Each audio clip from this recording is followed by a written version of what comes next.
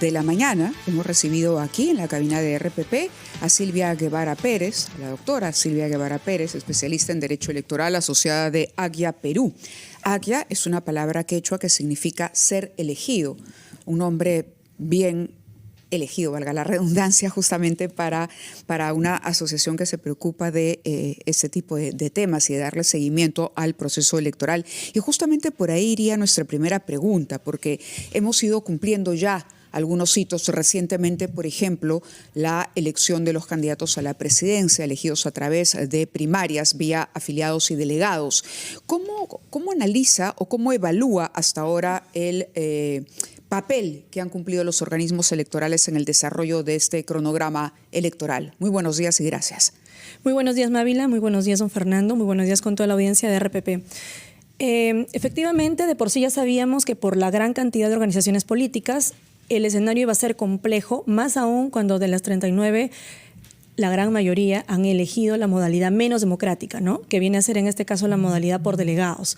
Ya desde ese punto de vista, digamos, de esa premisa, partimos por un escenario en el cual el requisito inclusive que se ha establecido, pensando quizá en darle mayor garantía a la cantidad en cuanto al tema de la validez de este umbral del 10%, que finalmente como conclusión tenemos que ahora todas las organizaciones políticas lo han superado, ha condicionado de alguna forma que vayan por esta modalidad menos democrática. Entonces, ¿qué nos hemos enfrentado o qué cosa tenemos ahora? Tenemos resultados que a la fecha, además de ser quizá frente a un escenario donde estamos en una modalidad menos democrática, tenemos además que no se han respetado incluso las decisiones que se han tomado a la interna, ¿no? ¿A qué caso se refiere concretamente? Por ejemplo, el caso en de Acción Popular, que sabemos que es el que está ahorita siendo materia de cuestionamiento. Para que sepa la población, cuando estamos hablando de la elección de los delegados, estamos hablando de la segunda etapa dentro de lo que viene a ser las elecciones primarias. El 30 de noviembre fue la primera y la segunda etapa fue en este caso el 7 de diciembre, que se suponía que todos los delegados, en este caso que han sido considerados y han sido comunicados oportunamente, han tenido que elegir finalmente quiénes tendrían que ser los candidatos. Y lo que hemos visto es que en algunos de ellos, por ejemplo, como puede ser el caso también del partido Venceremos, de los 53 únicamente pues han votado 30, ¿no? Entonces han habido situaciones de solamente ver el cumplimiento nada más del umbral y hay otras situaciones de cuestionamiento a nivel de lo que viene a ser el tema democrático. De acuerdo. Ahora, hay otro aspecto que me parece interesante. Se ha velado mucho por la paridad de género, pero en este caso de los 37 candidatos hay solo 3 mujeres. ¿Su opinión sobre ese tema? Sí, la paridad y alternancia es una cuestión obligatoria que debieron cumplir todas las organizaciones políticas a la interna, ¿no es cierto? Pero esa paridad y alternancia lo hacen en principio, porque hay siempre una mujer en la plancha, ¿no? Por lo menos una. En la plancha lo que se ha eliminado es la alternancia, pero se mantiene el tema de la paridad, con lo cual en la fórmula presidencial es obligatorio que al menos haya una candidata, ¿no? Una mujer. Pero en el caso de las demás listas, cuando se presentan, es obligatorio este cumplimiento también, ¿no? A la interna. Y finalmente, lo que lógicamente es un poco complicado de poder obligar es que exista, pues, a nivel de toda la participación de las organizaciones políticas, una equidad, se pueda decir, ¿no? Eso es una cuestión que finalmente ya son los resultados, pero a nivel de la presentación de la lista sigue siendo obligatorio. Ahí aprovecho el tema que se propone en el hecho justamente lo que quiero decir, quizá lo que se ha desdibujado a nivel de la imagen de lo que viene a ser la representación, quizá con el gobierno que ha concluido, con el caso de la señora Dina Boluarte, con la percepción que probablemente se haya tenido con el tema de finalmente ahora cómo vamos a ver que se va a desarrollar para la elección finalmente de una candidata, ¿no? Es una cuestión que vamos a tener que finalmente ver cómo se viene desarrollando, pero efectivamente hace falta mayor participación, no solamente de mujeres, sino en general también de personas que puedan tener condiciones idóneas para poder ser candidatos. Volviendo al tema de partidos con problemas y denuncias internas de la elección. Por ejemplo, el señor Alfredo Barnechea ha sido elegido por elección de delegados, es la información que se ha dado a conocer, se impuso de una manera controvertida porque hay un sector en el partido que señala que esto no ha seguido el camino correcto, ¿no? Que hay incluso una denuncia de grosero fraude. ¿Quién resuelve o cómo se resuelve un problema de esta naturaleza presentado a la interna de un partido político si no es el mismo partido? Hay dos etapas que justamente es la que mencionas. La parte de las impugnaciones internas que se ven dentro del mismo partido, pero también hay vicios dentro de lo que vienen a ser las elecciones primarias o internas que finalmente tienen que ser materia de pronunciamiento, en principio en la etapa correspondiente en la presentación de la lista de inscripciones. O sea, esto ¿cuándo? es como fecha máxima se tiene el 23 de diciembre. El 23, ¿tendría que ser antes del 23? Se entendería que en principio la etapa sería que el jurado pueda calificar, los jurados electorales especiales, al momento de la inscripción, si ha habido defectos o no dentro de las elecciones primarias. Sin embargo, la OMP lo ha proclamado a él como candidato. Sin embargo, quien proclama a las autoridades, en este caso las elecciones primarias mediante resolución, va a ser el Jurado Nacional de Elecciones. El jurado. Y esto lo tiene que hacer el 15 de diciembre. Entonces, acá hay dos momentos y dos cuestionamientos, ¿no? Uno es, ¿cuál es el momento idóneo para que exista un pronunciamiento por parte del jurado? Porque es el jurado finalmente quien tiene que proclamar, en este caso, ya la culminación de lo que viene a ser las elecciones primarias. Entonces, puede darse la situación que se dé al momento que se presentan ya las listas para la inscripción, en donde tiene de todas maneras que evaluar que se hayan cumplido y si ha existido o no un vicio de nulidad. Lo que se está cuestionando ahorita en el caso de Acción Popular se podría observar como un presunto vicio de nulidad. Se habla de suplantación o cambio de 20 a 28 delegados para las elecciones internas. Y lo cual conllevaría también al no respeto de la voluntad de las personas que han elegido a esos delegados. Justamente pero la palabra final sobre esa elección, si esa elección se llevó a cabo de manera correcta, si hubo en efecto un fraude, si se incurrió en suplantación o cambio, la palabra final la tiene quien, el jurado. El jurado, pero no de repente con las palabras que estamos mencionando, sino más vinculados a lo que vienen a ser los vicios de nulidad que puedan existir, que finalmente conlleva el hecho de no respeto a la democracia interna. La modalidad por delegados es la modalidad menos democrática de las tres. Eso creo que nos queda claro a todos. Pero además de eso, sumarle el hecho que no se haya respetado quienes han elegido a los delegados y que estos delegados finalmente no hayan podido ser quienes terminen eligiendo a los candidatos es otro cuestionamiento adicional.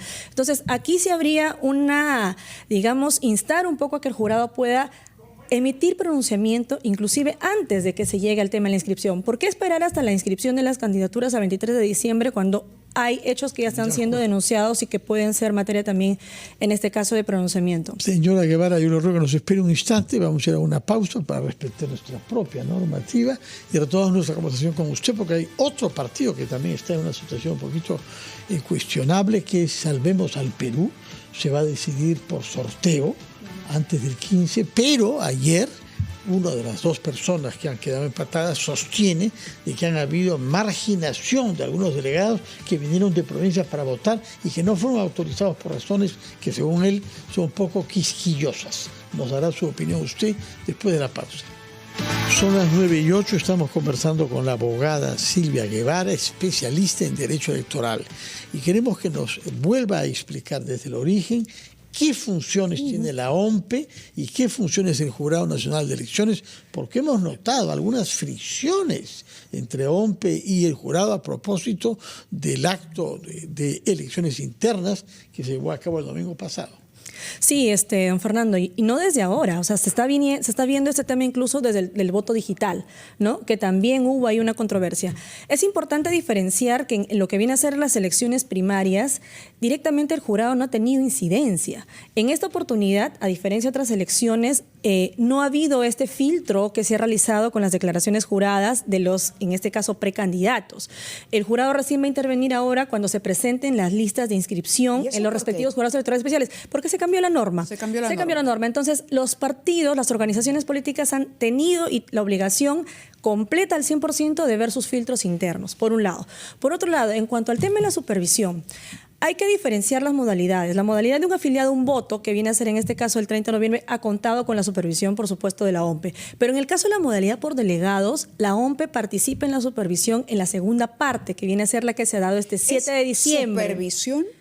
¿Supervisión o acompañamiento? Porque es diferente. Asistencia técnica. Claro, la OMP dice, bueno, yo no intervengo, en realidad no soy aval, tramito la información que me alcanzan los partidos. Claro. Lo que pasa que las elecciones internas, como bien menciona su nombre, primarias, son responsabilidad de las mismas organizaciones políticas. Hay una cuestión y una limitación, digamos, en no poder inmiscuirse, en tratar de cambiar, por supuesto, o no que puedan alterar en la voluntad de quienes finalmente terminan votando.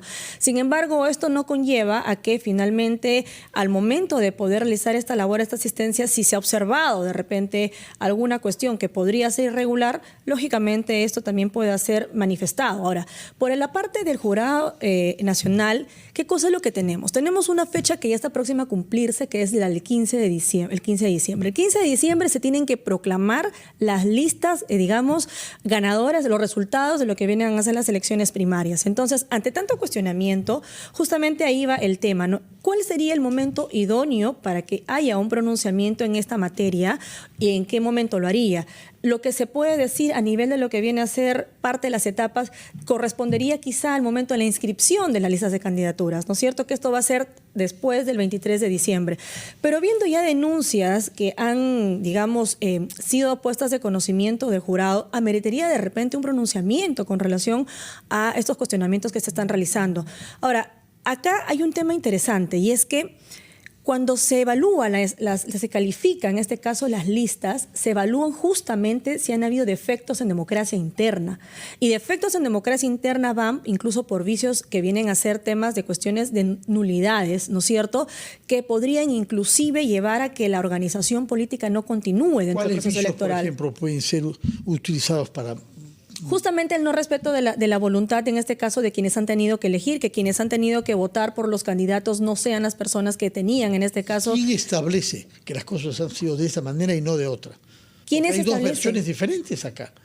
Es que eso va a depender justamente de quienes hayan sido registrados inicialmente en el 30, hayan sido elegidos como delegados. Y finalmente esta concordancia de que quienes han sido elegidos como delegados al 30 de noviembre hayan sido finalmente quienes elijan a los que vienen a ser los candidatos, ¿no? Eso lo entendemos, pero claro, la pregunta va a quién finalmente hace el anuncio y quién resuelve la controversia, el jurado. El jurado electoral especial en primera instancia tendría que ver esto en la calificación de las listas. Porque al final, ¿quién podría sancionar, digamos, con una no participación a una... El jurado. El jurado, a una organización política. Esa es la diferencia de las competencias, ¿no? La OMPE tiene la competencia de organizar, ver el tema logístico, se viene a decir del momento de la elección. El día de la votación, que en todo el territorio nacional a la misma hora se puedan instalar la mesa de sufragio y que las cédulas de sufragio que lleguen sean las que correspondan, que es vaya lío que va a tener. Y por el otro lado, los jurados electorales especiales, que son en este caso esta primera instancia, tienen que calificar las listas de inscripciones que se presenten, en este caso, hasta el 23 de diciembre. ¿No? Y en segunda instancia, recién el Pleno del Jurado Nacional de Elecciones tendría que emitir un pronunciamiento en caso pues exista una controversia que llegue finalmente como segunda instancia para su conocimiento. Independientemente de estas competencias, el Jurado Nacional de Elecciones tiene, en este caso, lo que viene a ser la competencia, se puede decir, no principal, pero sí la que tiene que ver con relación al tema de marcar las reglas con relación al tema electoral, ¿no es cierto? El desarrollo, la reglamentación. La OMPE también en lo que corresponde, como lo ha hecho para el tema de las elecciones primarias. De acuerdo. Ahora, ¿qué pasa cuando la versión de la OMPE no corresponde con la del jurado? Porque aparentemente aquí el jurado ha dado algunas indicaciones a la OMPE que iban a contracorriente de lo que la OMPE estaba haciendo. ¿Qué es lo que ha entendido usted de lo que ha pasado entre OMPE y Jurado Nacional de Elecciones? Lo que se puede observar es que falta quizá una mayor coordinación, ¿no? Comunicación, pero sobre todo el reconocimiento de las competencias que le corresponden a cada ente. Ambos son organismos que tienen autonomía constitucional. Ninguno está bajo el otro, ¿no? No hay un tema jerárquico acá de que el Jurado Nacional de Elecciones tiene una jerarquía sobre la OMPE. Los dos tienen competencias distintas, pero también complementarias, porque ambos tienen competencias de fiscalización, pero en el marco de lo que corresponde incluso a distintas funciones. La OMPE, por el lado de la asistencia técnica, acompañamiento y también supervisión, lo que vienen a hacer en cuestión de la elección interna o primaria, y el jurado, por supuesto, ya al momento de la fase siguiente, que viene a ser ya el tema de la calificación. Lo mismo que en su momento cuando se da el día de la elección. Quien hace la contabilización de los votos es la OMPE. Cuando se comunica este resultado, el jurado finalmente es quien termina proclamando los resultados, ¿no es cierto? El jurado no puede alterar ni de por sí solo crear cuestiones de votos ni resultados, porque hay una necesaria coordinación y articulación que tiene que existir. Entonces, yo sí apelaría e instaría a que exista aclaración por parte de los dos entes electorales en una situación tan complicada que puede conllevar incluso más adelante quizá la no participación de esta lista de la organización política. Sí, porque esa sería la consecuencia más grave, ¿no? Así es. Usted mencionó que había habido ya una fricción entre la OMPE y el jurado a propósito del voto digital. El jurado ha dicho que se va a tomar el tiempo para decidir si se aplica o no. ¿Qué argumentos hay a favor de uno y otro?